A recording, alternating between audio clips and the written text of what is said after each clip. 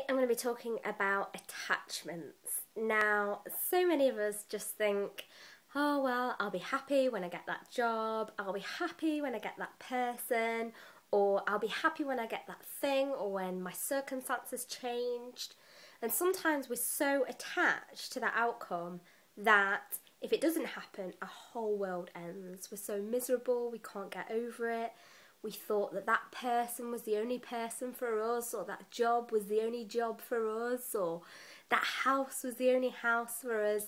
We place all of our happiness, if you think about it, outside ourselves on something that we can't control, because the only thing that we can control is in here.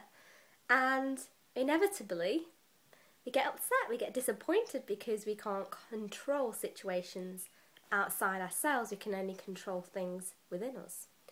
So I want to talk about attachments today because many people set goals, so therefore they have attachments to things, and I think setting goals is great and I would encourage to do so because you know where you're going and it helps with your personal growth, and obviously it helps to know who you are and what you want.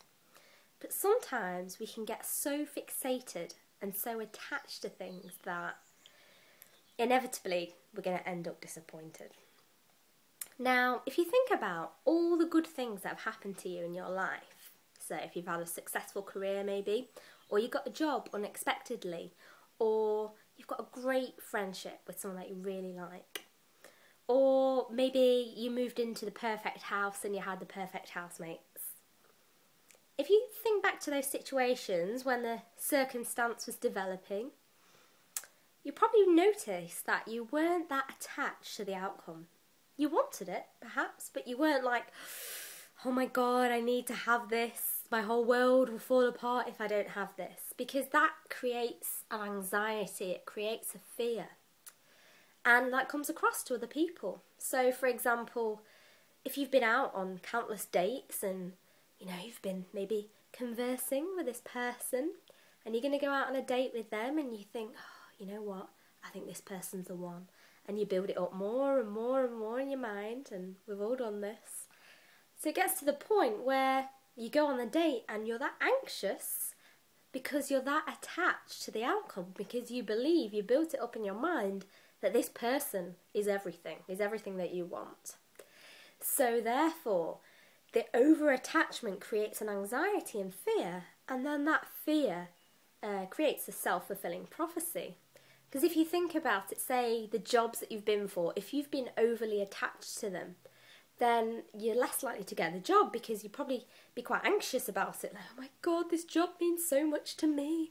And you're kind of placing it on a pedestal, if you like. So you get a lot of anxiety and fear, which means you wouldn't come across as confidently.